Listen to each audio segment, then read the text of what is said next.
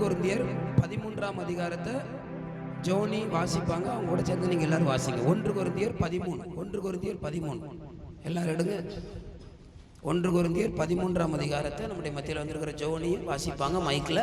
அப்படியே நீங்கள் எல்லாரும் கூட சேர்ந்து வாசிக்கும்படி உங்களை அன்போடு கேட்டுக்கொள்கிறேன்.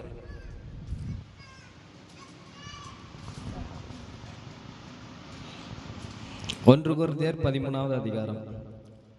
நான் மனுஷர் பாஷைகளையும் தூதர் பாஷைகளையும் பேசினாலும் அன்பு எனக்கு இராவிட்டால் சத்தமிடுகிற வெண்கலம் போலவும் ஓசையிடுகிற கைத்தாளம் போலவும் இருப்பேன். நான் தீர்க்க தரிசன வரத்தை உடையவனாயிருந்து சகல ரகசியங்களையும் சகல அறிவையும் அறிந்தாலும் மலைகளை பெருக்கத்தக்கதாக சகல விசுவாசம் உள்ளவனாயிருந்தாலும் அன்பு எனக்கு இராவிட்டால் நான் ஒன்றுமில்லை. எனக்கு உண்டான யாவற்றையும் நான் அன்னதானம் பண்ணினாலும் என் சரீரத்தை சுட்டெரிக்கப்படுவதற்கு கொடுத்தாலும் அன்பு எனக்கு இராவிட்டால் எனக்கு பிரயோஜனம் ஒன்றுமில்லை. அன்பு நீடிய சாந்தமும் தயவும் உள்ளது. அன்புக்கு பொறாமை இல்லை. அன்பு தன்னை புகழாது, இருமாப்பாயிராது, அயோக்கியமானதை செய்யாது, தற்பொழிவை நாடாது, சினம் அடையாது, தீங்கு நினையாது, அநியாயத்தில் சந்தோஷப்படாமல் சத்தியத்தில் சந்தோஷப்படும், சகலத்தையும் தாங்கும், சகலத்தையும் விசுவாசிக்கும், சகலத்தையும் நம்பும், சகலத்தையும் சகிக்கும். அன்பு ஒரு காலம் ஒழியாது. தீர்க்க தரிசனங்களானாலும் ஒழிந்து போம், அந்நிய பாஷைகளானாலும் ஒழிந்து போம், அறிவானாலும் ஒழிந்து போம். நம்முடைய அறிவு குறைவுள்ளது, நாம் தீர்க்க தரிசனம் சொல்லுதலும் குறைவுள்ளது. நிறைவானது வரும்போது குறைவானது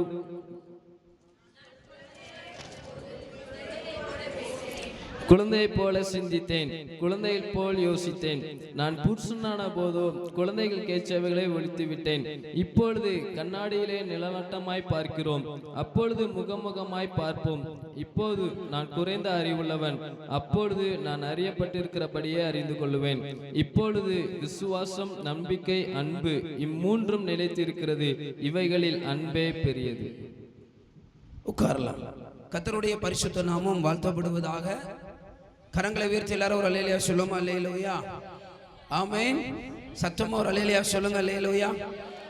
இந்த அதிகாரத்தை அப்படியே நீங்க வைத்துக் கொள்ளுங்க. யாராவது ஒருத்தர் யோவான் 13:34 வாசிங்க. அதுக்கப்புறம் இந்த அதிகாரத்தை குறித்து நம்ம கொஞ்சம் தியானிக்க போகிறோம். யோவான் 13:34 வாசிங்க பாப்போம்.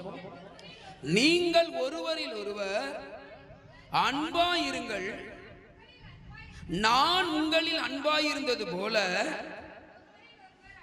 நீங்களும் ஒருவரில் ஒருவர் அன்பாயிருங்கள் என்கின்ற புதிதான கட்டளையை கரங்களை உயர்த்தி ஒரு அல்லேலூயா சொல்லுங்க, அல்லேலூயா.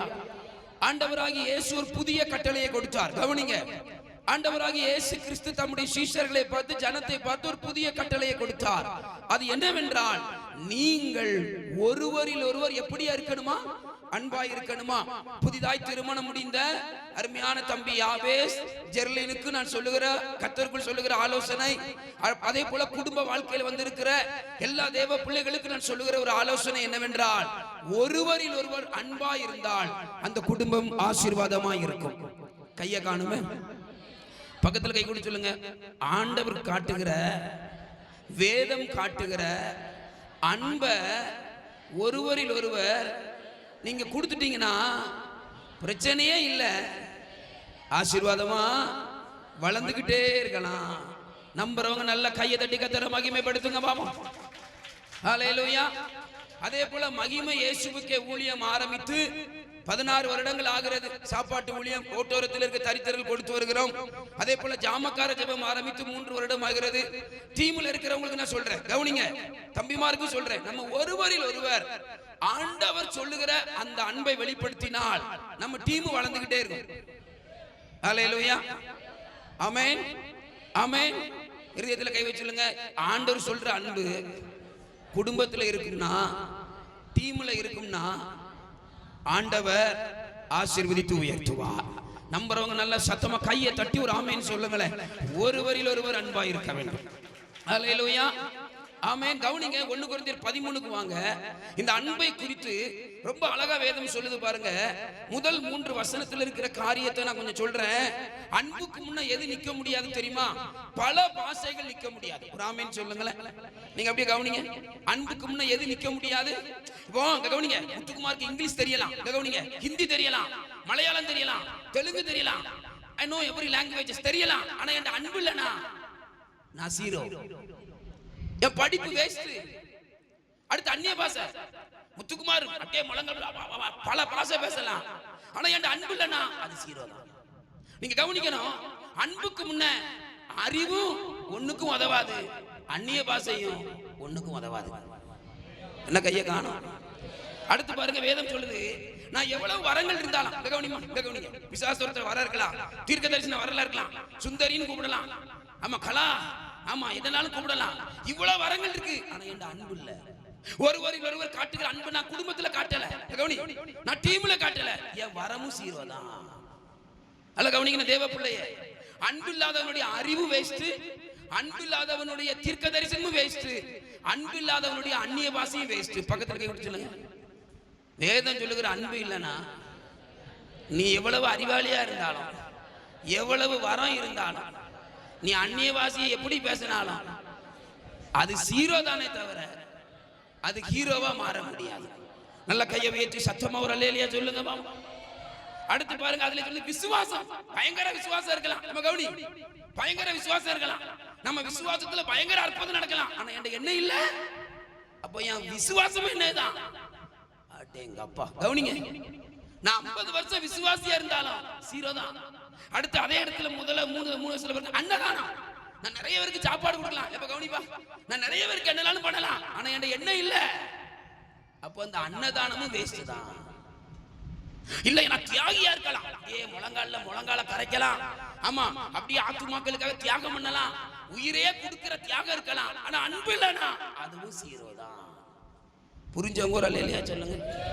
அப்படி சிரிச்ச முகத்துக்கு பக்கத்துல கேட்டு சொல்லுங்க, எல்லாமே ஒன்றை இருந்து அழகு, அறிவு, அபிஷேகம், அந்நிய பாஷை, பணம், உதவி செய்கிற குணம், விசுவாசம் எல்லாம் இருந்து அன்பு இல்லனா நீ ஜீரோ தான், பரலோகம் போக முடியாது. ஒரு அல்லேலூயா சொல்லுங்க.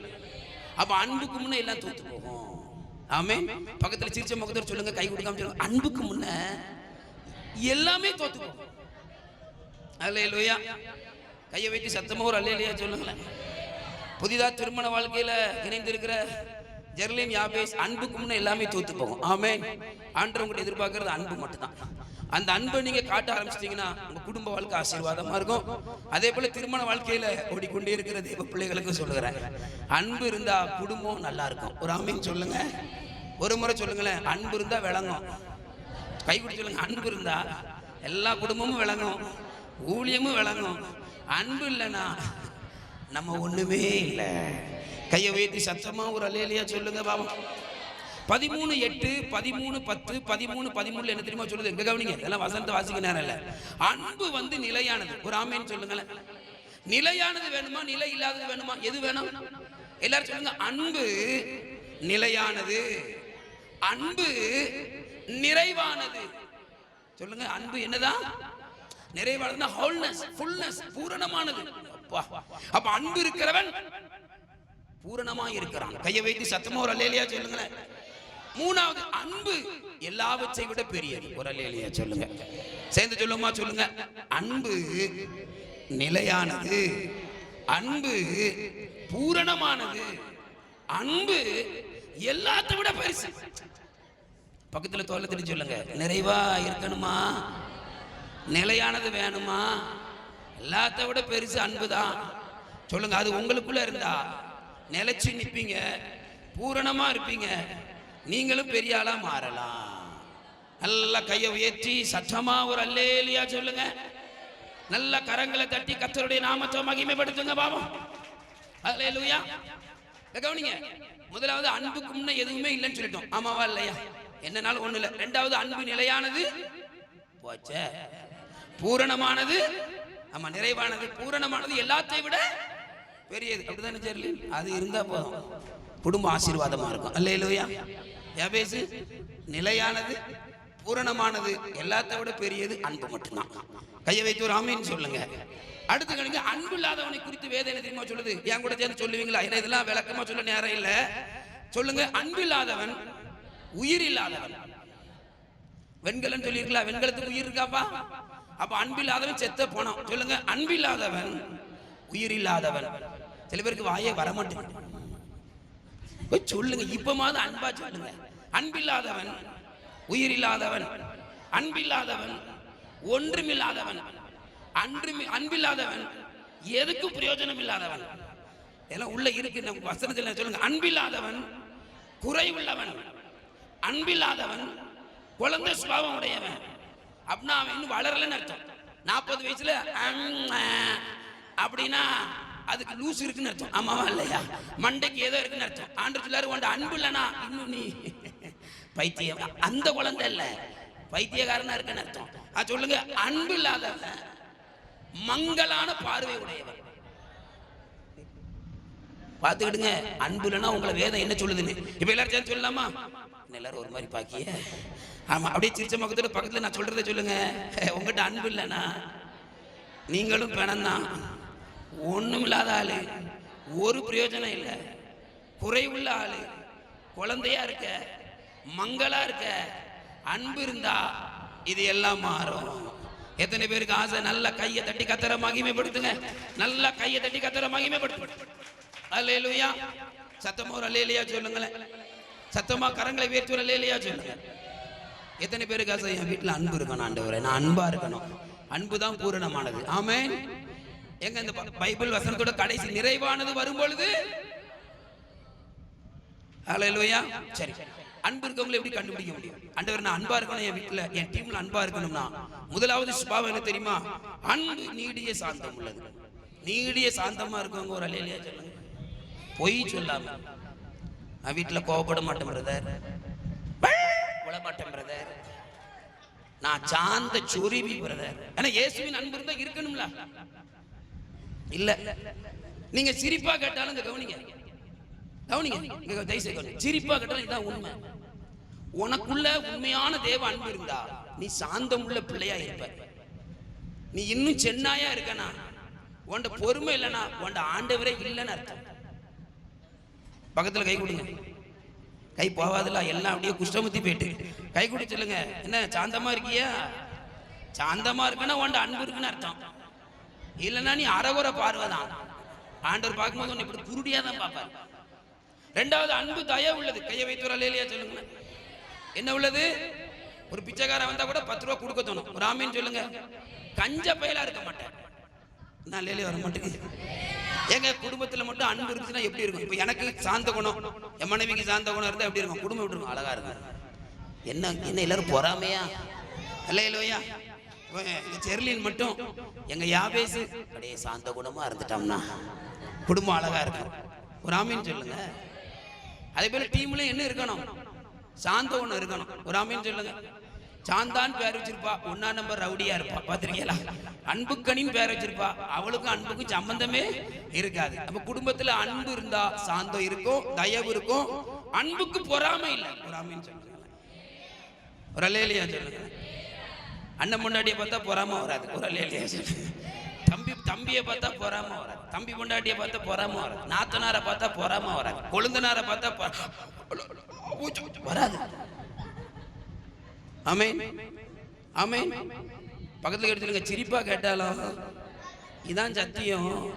இயேசுவின் அன்பு இருந்துன்னா அண்ணன் தம்பியை பார்க்கும்போது, குடும்பங்களை பார்க்கும்போது பொறாம வராது. நல்ல கையை தட்டி கத்தர மகிமைப்படுத்தலாமா?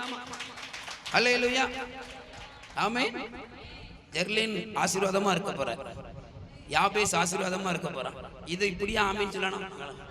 ஒரு ஆமீன் சொல்லுங்க. அல்லேலூயா. அன்புக்கு அன்பு தன்னை என்ன செய்யாதான்? புகழாதான். எங்க அப்பா யார் தெரியுமா?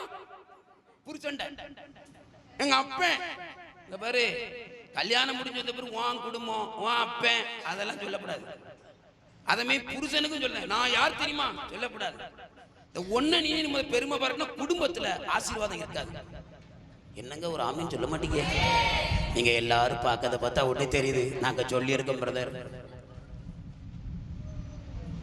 பக்கத்துல கை கொடுங்க. கொஞ்சம் கை நினைக்காது கொடுங்க. ஒன்னு நீயே ரொம்ப புகழாத, உன் குடும்பத்தை பாடாத, உன் புருஷனை பாடு.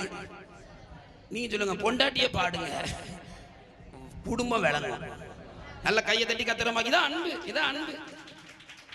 ஒரு ஆமீன் சொல்லுங்க. இப்ப இந்த அன்பு இருக்காங்க ஒரு அல்லே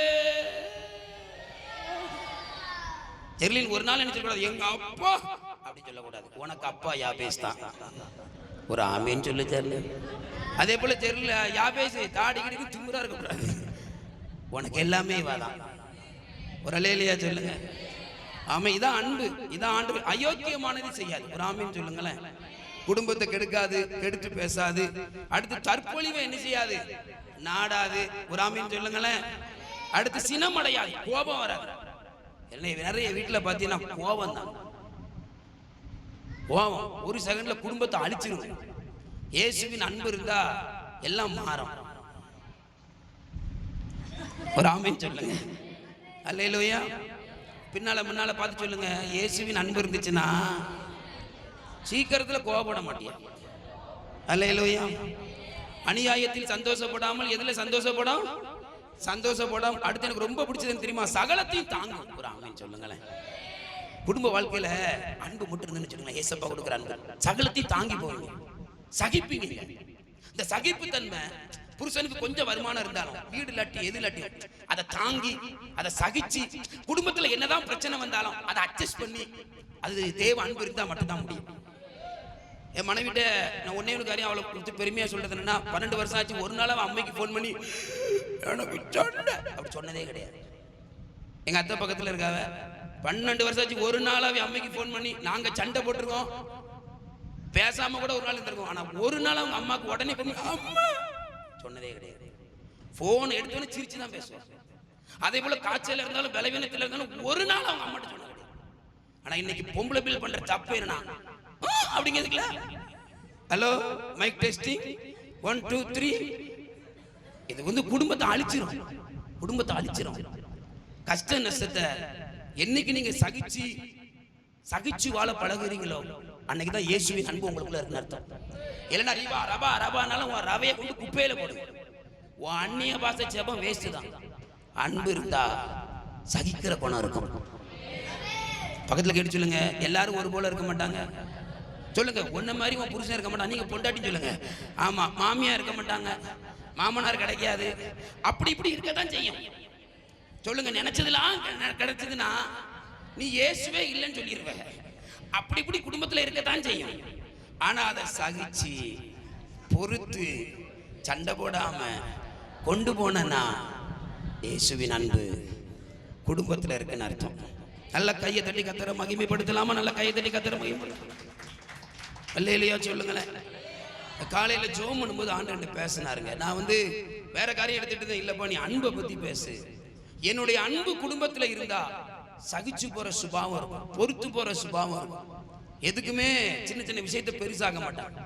சில பேரை பிறகு உடனே சாவ போறேன் சொல்லாதீங்க, அதெல்லாம் அருவருக்கு. தேவ பிள்ளைகள் வந்து ஆவுனா சாவ போற நிக்க கூடாது. நிறைய குடும்பத்தில் நடக்கும். புருஷன் ஒரு பக்கம் சாவணும் நிற்பான், அடுத்த நாள் பொண்டாட்டி ஒரு பக்கம் கோவத்தில் நிற்பான். அதெல்லாம் வந்து சத்துருடைய கிரியங்க. இயேசுவின் அன்பு இருந்தா பொறுத்து போகும். என்ன கையை காணும்.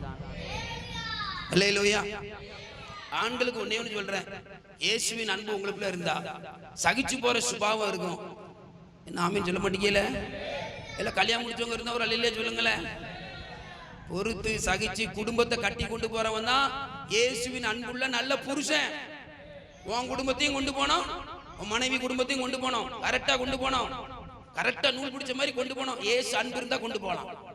அதே போல தங்கச்சிமாருக்கு அன்பா சொல்றேன், எல்லாரும் கோவத்துல பக்கம் ஒரு ஆமீன் சொல்லுங்களேன். சில பேர் மகம் கோவே நீ பேசி நாங்க அந்த அன்பெல்லாம் வாழ்க்கையில வராது. கொஞ்சம் சிரிச்ச முகத்தோட கேளுங்க, கவனிங்க. இயேசுவின் அன்பு உங்களுக்குள்ள இருந்தா சகிச்சு இந்த பொறுமையா அன்பா போற சுபாவம் இருக்கும். ஒரு ஆமீன் சொல்லுங்களேன். ஒன்னே ஒன்று சொல்றேங்க, சொல்லி முடிக்கிறேன். எதுவுமே நீங்க நினைச்சமே ஃபுல்லா இருக்காது. அப்படி இருந்தா அது வாழ்க்கையும் கிடையாது. பிளஸ் இருக்கும், மைனஸ் இருக்கும். என் மனைவி எதிர்பார்த்த ஒன்னு சொல்லி சரிப்பா, ரொம்ப ஸ்டைலா அழகா நல்லா அப்படி அப்படி ஒரு நிற்குன்னு ஆசைப்படுவா. நான் கிழிஞ்ச பேண்ட் சட்டை போட்டு தான் போனேன். அப்படியே என்ன மேலே எங்களையும் பார்த்தா என்னடா நம்ம எல்லாரையும் கிண்டல் பண்ணுவோம். மாப்பிள்ளை பார்க்க எல்லாம் மைனஸா தான் பிளஸா தான் இருந்துச்சு. ஆனா குடும்பம் ஆசீர்வாதமா இருக்கும். பிளஸ் மைனஸ் இருந்தா தான் லைட் எரியும். ஆமாவா இல்லையா? குடும்பம்னா பிளஸ் இருக்கும், மைனஸ் இருக்கும். இதெல்லாம் சகிச்சு போனா பிரகாசமா எரியலாம். ஹல்லேலூயா.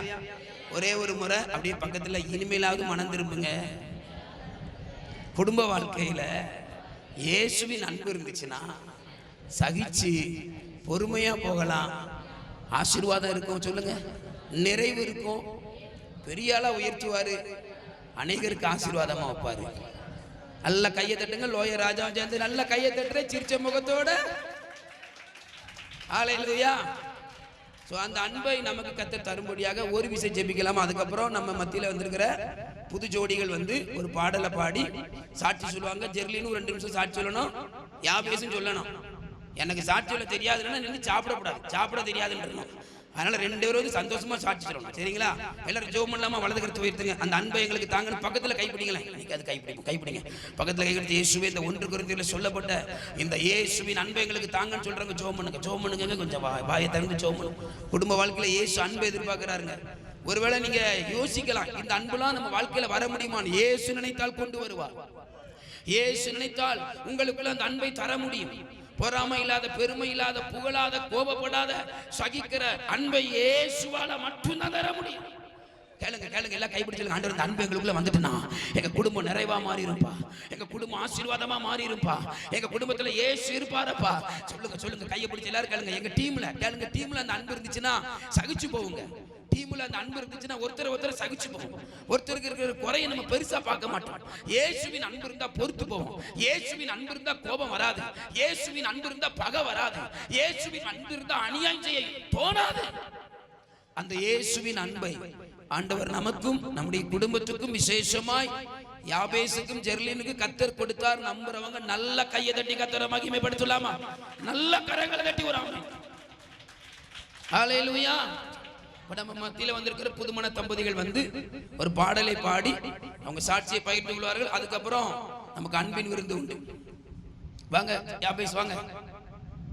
தேவரீர் என்னை ஆசீர்வதித்து என் எல்லையை பெரிதாக்கி உமது கரமெனோடு இருந்து தீங்கு என்னை துக்கப்படுத்தாதபடி அதற்கு விலக்கி என்னை.